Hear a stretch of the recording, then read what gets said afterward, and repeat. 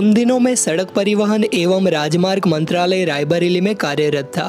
काम के सिलसिले में लखनऊ जाना होता था। मेरा अस्थायी निवास कार्यालय से कुछ ही दूर पर था, जिसमें मैं अकेला ही रहता था। लखनऊ से आते वक्त अक्सर देर हो जाया करती थी, तो मैं सीधे कार्यालय जाकर फाइल वगैरह रख कर एक बोतल पानी लेकर रूम पर चला जाता था। गर्मी के दिन थे। कुछ ऐसा ही हुआ मुझे लखनऊ से आते वक्त। कुछ देर हो गई, मैं सीधे कार्यालय गया, वहाँ फाइल वगैरह फेंक कर खाना खाया और एक बोतल पानी लेकर रूम की ओर निकल पड़ा। रात के 11 बज रहे थे। आवास पर ताला खोलकर अंदर प्रवेश किया तथा हाथ पैर धोने एवं फ्रेश होने के बाद जाकर कमरे का दरवाजा लॉक कर कमरे में लेट गया। मेरे कमरे से बाथरूम की दूरी लगभग 20 मीटर रही होगी। फिर मेरी नींद रात 3 बजे अचानक खुलती है और मैं देखता हूँ कि बाथरूम में शौच के दौरान प्रयोग की जाने वाली बाल्टी पानी से भरी मेरे पावदान के ऊपर रखी हुई है। पहले एक बार तो मुझे लगा कि शायद ये मैं सही से देख नहीं पा रहा हूँ, पर उस दृश्य ने मेरे होश उड़ा दिए। मेरी उठने की हिम्मत नहीं हो पा रही थी। मुझे लगा कि कोई अदृश्य शक्ति जगी हुई है। तब मुझे अजीब सा डर लगने लगा कि दरवाजा लॉक होने के बाद खुला कैसे, शौच की बाल्टी मेरे निजी कमरे में कैसे आई। तो मैंने उसी पल हनुमान जी का स्मरण करना चालू कर दिया। फिर धीरे धीरे मैं चैन की सांस ले पाया और डर एवं घबराहट कम होती चली गई। फिर सुबह पूरा वाकया बगल वाली पड़ोस की आंटी को बताया, तो उन्होंने जो बताया वो मुझे पारलौकिक शक्तियों का अनुभव करने के लिए पर्याप्त थी। उन्होंने बताया कि ये घर लगभग 5 साल से वीरान पड़ा है। उस घर में माँ बेटी दोनों साथ साथ रहती थी। बेटी ने किसी से प्रेम प्रसंग के कारण कमरे में फांसी लगाकर आत्महत्या कर ली थी और इसी दुख से माँ ने भी जहर खाकर आत्महत्या कर ली थी। उन्होंने यह भी बताया कि अक्सर इस घर में किसी बच्चे के रोने की, खिलखिलाने की आवाज आती है। मैंने तुरंत चपरासी एवं मजदूरों की मदद से अपना सामान अन्यत्र शिफ्ट कर उसी समय घर खाली कर दिया। यह बात 2015 के दशहरा से पहले की है।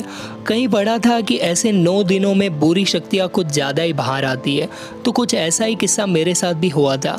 मैं अपने गांव से दूसरे गांव, जो तकरीबन 40 किलोमीटर दूर था, वहां जाके कुछ सामान ला रहा था और वापसी में बाइक से आ रहा था। लौट के आते आते रात के 9 बज गए थे।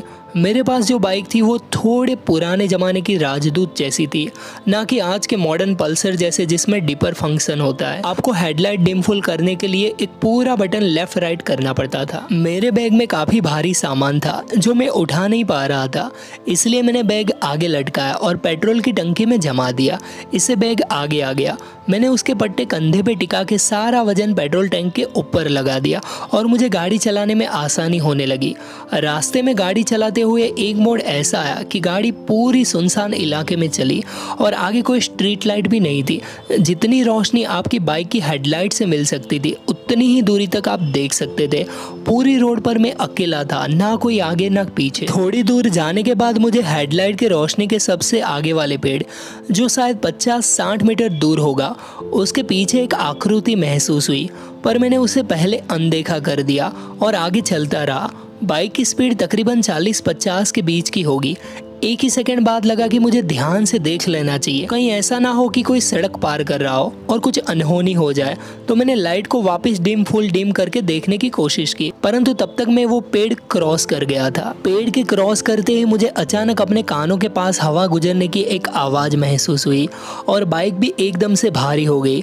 ना जाने क्या एहसास था, लेकिन उस पेड़ से गुजरने के बाद एक असहजता सी महसूस होने लगी। मुझे कुछ अच्छा नहीं लगने लगा और गाड़ी चलाने से भी एक अजीब सी घुटन महसूस होने लगी, परंतु मैं उन सब चीजों को नजरअंदाज करके आगे बढ़ता रहा। थोड़ी देर बाद मुझे अपनी पीठ पर एक थपथपाहट महसूस होने लगी, जिसने करीब मुझे 4-5 बार थपथपाया।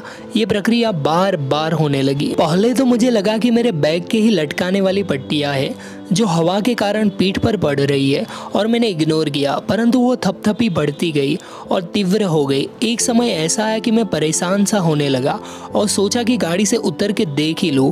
हालांकि तब तक भी मुझे किसी भूत प्रेत का ख्याल दिमाग में नहीं आया था। मैंने गाड़ी धीमे की थी, इतने में मुझे पीछे से लाइट आती हुई दिखी, जो पीछे से आ रही किसी गाड़ी की थी। वो गाड़ी जैसे जैसे मेरे पास आती गई, उसकी लाइट से मेरी परछाई सड़क पर बनने लगी। जब वो गाड़ी मुझे ओवरटेक करने ही वाली थी तो मैंने अपनी गाड़ी की परछाई को देखा और सुन्न रह गया। गाड़ी में मेरे पीछे कोई और भी बैठा था। तकरीबन 5 सेकंड के अंदर ही वो गाड़ी एकदम मेरे बराबर आ गई थी और ओवरटेक करने वाली थी। मैंने कार को अपने पास आते ही उसकी बगल की सीट में बैठे व्यक्ति को देखा। उसने मुझसे नज़रें मिलाई और फिर मेरे पीछे देखा। देखते ही वो घबरा गया और अपने पास के ड्राइवर से गाड़ी भगाने का इशारा किया और गाड़ी तेज स्पीड में निकल गई। फिर वहाँ औरत मेरे करीब आने लगी। उस वक्त न जाने कैसे अपने आप ही हनुमान चालीसा मेरे मुंह से निकलने लगी और आप विश्वास नहीं करेंगे, कुछ ही सेकंड्स में वहाँ औरत मेरी आंखों के सामने अदृश्य हो गई। और मुझे आज भी याद है, मैं उसी वक्त बेहोश हो गया और अगली सुबह ही मेरी आंखें खुली और मैं गांव के लिए रवाना हुआ। अगर आप ऐसे ही हनुमान जी से जुड़ी जानकारी एवं चमत्कार जानना चाहते हैं तो कृपया चैनल को सब्सक्राइब ज़रूर कीजिएगा। जय सिया राम।